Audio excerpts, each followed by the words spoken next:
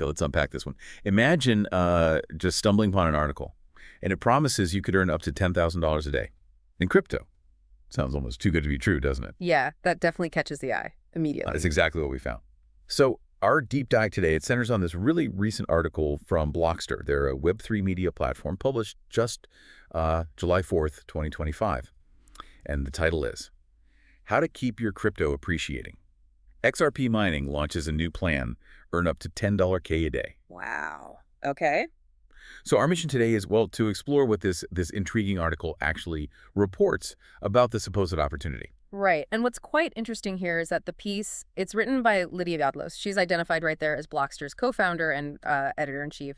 And the article itself is tagged under investment, fintech, crypto, and then specifically Ripple and decentralized. So that gives us a pretty clear signal, about the angle. It's looking at financial opportunities in Web3, specifically aimed at the XRP crowd. That headline, like you said, it just screams high-stakes potential, sets the whole tone for what the article's trying to sell, really. Absolutely. Yeah, that headline is definitely doing some heavy lifting there. So, okay, you get past that initial shock of the, $10K a day figure. What does the article actually get into about this XRP mining plan? Does it give you a process or the tech behind it that supposedly makes these returns possible? Well, that's where, our deep dive really starts to dig in. The article talks about XRP mining, but clarifies it's not traditional proof of work mining, which, of course, XRP doesn't use anyway. Right. Okay. Instead, it frames it more as a kind of yield generation. It sort of claims users put their XRP into a pool. Right. And this pool then supposedly generates these huge returns. It mentions something vague like optimized capital allocation and cutting-edge algorithms, supposedly running within specific DeFi protocols on the XRP ledger itself. On the ledger. Yeah. It suggests it's like a new type of liquidity provision promising these big profits from, complex trading strategies, it seems. That is interesting because that term XRP mining, like you said, it immediately jumps out, right? Given XRP uses a consensus mechanism, not proof of work. So how does the article try to define mining for XRP then? And what's the supposed technical backbone? Is there any detail? Exactly. That's the key point. The article seems to use mining less in that computational block creation sense, and much more as maybe a metaphor, like generating value or extracting yield from the ecosystem. Okay, a metaphor. It mentions smart contract interactions and something they call dynamic yield farming happening on some new but crucially unnamed platform. So for you, the listener, if you're familiar with crypto, this vagueness around the tech, the actual platform name, and using mining differently for XRP.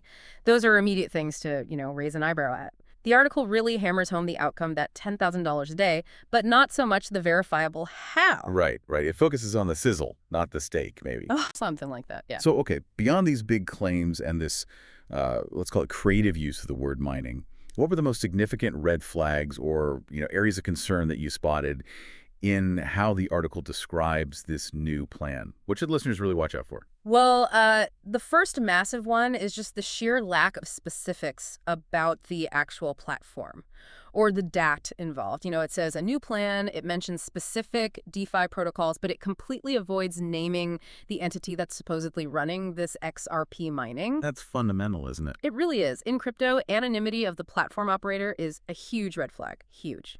And second, just the promised returns. Up to $10,000 a day, it's astronomical. It's far, far beyond what you typically see from legitimate yield farming or staking. Yeah. Which immediately brings up questions about sustainability and, frankly, risk. Because high returns always mean high risk. And their article pretty much just glosses over that side of the equation. There's very little mention of impermanent loss or smart contract risks, audit reports. Or even just the possibility of a rug pull if the platform isn't, legit. Exactly. All those crucial risk factors are kind of swept under the rug in favor of the big, flashy number.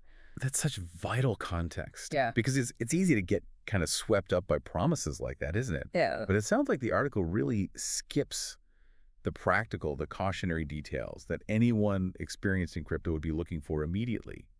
It definitely seems to prioritize that allure of the high return over being transparent about how it works and what could go wrong.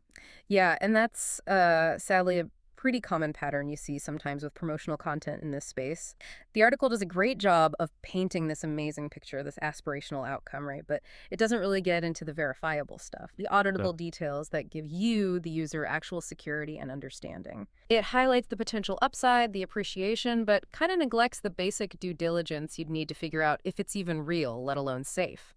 So for you listening, the lesson is always look for specifics, platform names, audited contracts, and importantly, a balanced discussion of the risks involved. Always.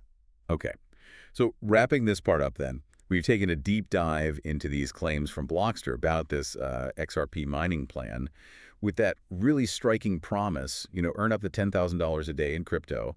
We've looked at how the article frames it as yield generation, not mining, and highlighted that critical lack of specific detail and the, frankly, unbelievable nature of the promised returns. Yeah, and connecting this maybe to the bigger picture, it really raises an important question for you, the listener. Given how dynamic crypto is, how high stakes it often feels, if you encounter an opportunity or a claim like this one, like the one reported by this source, what are, say, the first three verifiable pieces of information or concrete questions you would absolutely demand answers to before even thinking about getting involved? Something to mull over.